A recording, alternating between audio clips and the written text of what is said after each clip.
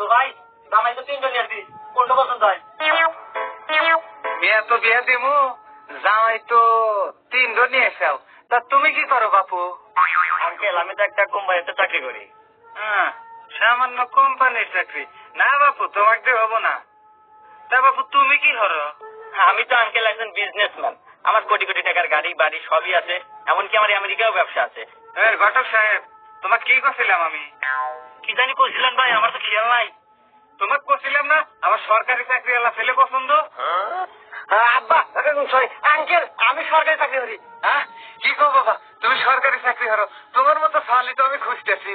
তা বাবা, তুমি সরকারি কি চাকরি করো? আব্বা আঙ্কেল আমি সরকারি পিওনের চাকরি করি। তোমার হাতে বিয়ে ফাইনাল। কমন দেখো আইরা